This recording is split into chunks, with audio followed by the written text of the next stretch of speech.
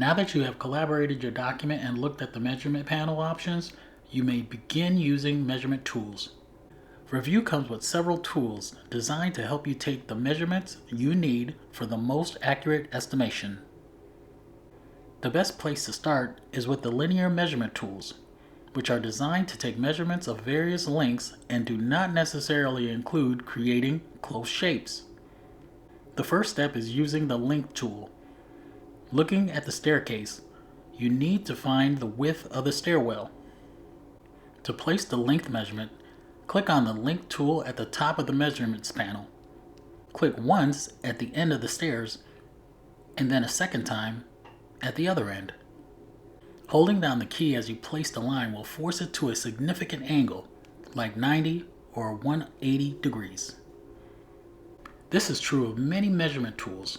Holding down the shift key as you draw to make a straight line at which angle are perfect, square or circular. If necessary, you can add a slope to ensure that you can represent the full length of a 2D plan.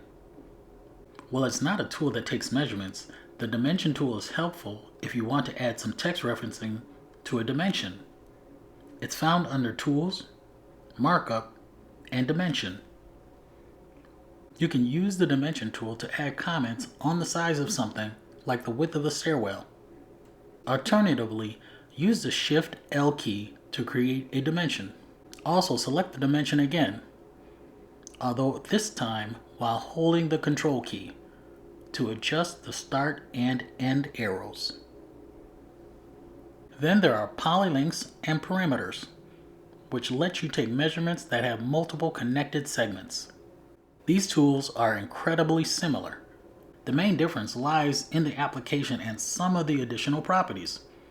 The perimeter tool is intended to take the outer linear measurement of something. In contrast, the poly tool is meant to take the full multi-segmented measurements like pipe and conduit runs. Unlike the perimeter tool, the individual segment lengths are shown by default and cannot be a closed shape.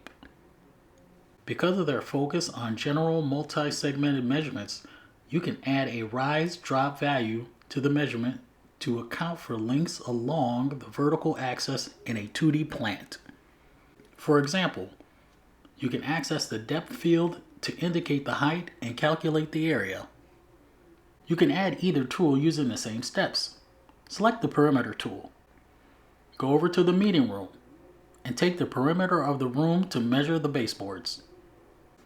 You can click on the first point and pick each additional point following the room's perimeter. Double-click to complete the measurement. And notice that if you move the controls of one of the measurements around, the length will update accordingly. The polylengths work the same way. You select the first point and add points on the line until you reach the end, then double-click to finish it. You'll notice that the mark has an additional 2 feet down, with the measurement selected at the rise drop of 2 feet to account for. Note that even their start and end points touch.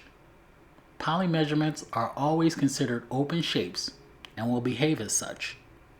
You might be laying out a path for piping, but halfway through the path, the pipe narrows from 3 inches to 2 inches.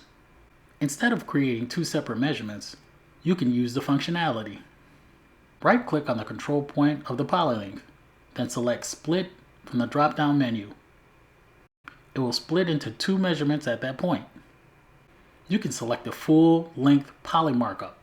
Right-click and select Split All to split it into individual segments. You can also use the resume function with polylength and perimeter markups to add segments to the end of any of those measurements. Find the control point of the polylength of the perimeter, for example. Right-click it and click Resume Polylength Measurement, or in this case, Resume Cold Water.